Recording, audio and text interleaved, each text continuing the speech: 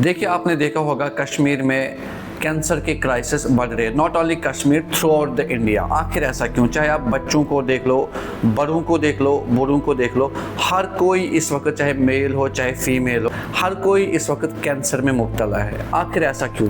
देखिए, इसका जो मेन रीज़न है, चाहे हमारे फूड में है, डाइट में है, हम जो खाना खा रहे हैं वो सही तरीके का नहीं है, नंबर 1। नंबर 2, जो मेन रीज़न है कि जो भी हम मेडिसिन्स ले रहे हैं हमको प्रॉपरली पता नहीं होता है। क्या पता नहीं होता है? देखिए एग्जांपल, हम कोई भी मेडिसिन ले रहे हैं, उस मेडिसिन का इफ़ेक्ट तो है, मुझे सिर में दर्द है, मुझे स्टमक में दर्द है, मुझे एब्डोमेन में दर्द है, ठीक, मैंने मेडिसिन खाया, मैंने मेडिसिन कोई भी खा ली, उस मेडिसिन से वो जो आपको पेन थी, बीमारी थी, वो तो ठीक हो गई, बट उस मेडिसिन की वजह से आपकी बॉडी पे क्या साइड इफ़ेक्ट पड़ा।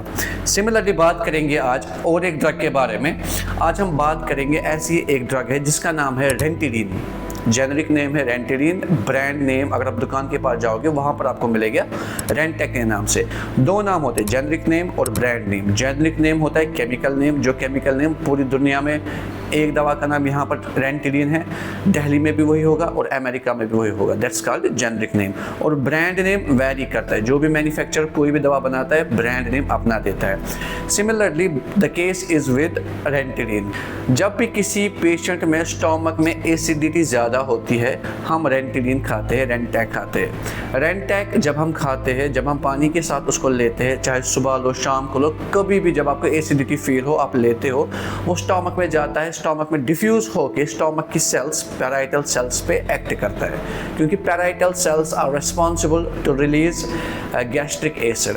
जो भी एसिड निकलता है स्टोमक से पैराइटल सेल से निकलता है, और ये रेंटिडीन जो है it acts on parietal cells. Simply जब आप रेंटिडीन खाओगे एसिडिटी कम हो जाएगी। आपको इस वक्त एसिडिटी हो रही थी, आपने रेंटैक खाया, आपकी एसिडिटी कम हुई, everything is fine now. But the thing is, आपने जो दवाई खाई उसका साइड इफ़ेक्ट क्या है आपकी बॉडी पे? ऐसे थोड़ी होता है कि आप दवाई खाओ, आप ठीक हो जाओ और उसका साइड इफ़ेक्ट ना हो।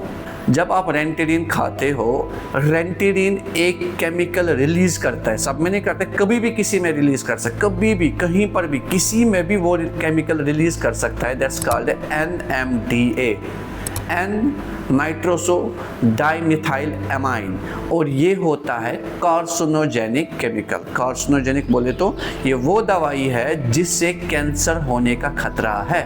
And it is the case with ranitidine, जो कश्मीर में कन्याकुमारी तक किसी भी शॉप में इस वक्त अवेलेबल है। 2019 में FDA ने उसको बैन किया था। क्यों बैन किया था? क्योंकि ये रिलीज़ करता है कार्सिनोजेनिक केमिकल्स। ऐसे ही बहुत सी सारी दवाइयाँ हैं, आप कहीं पर भी जाओ, किसी के भी घर में जाओ, छोटा बड़ा बूढ़ा, हर कोई ना कोई दवाई तो लेता होगा।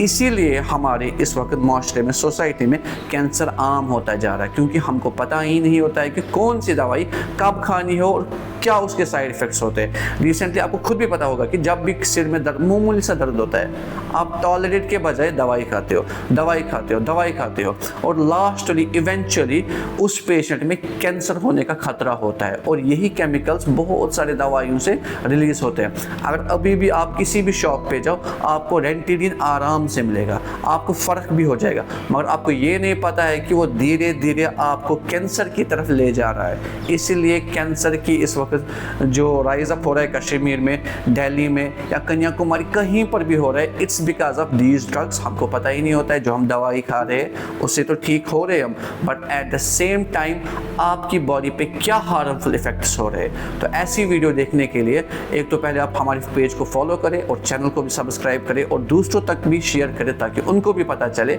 Harmful effects of these medicine. Thank you.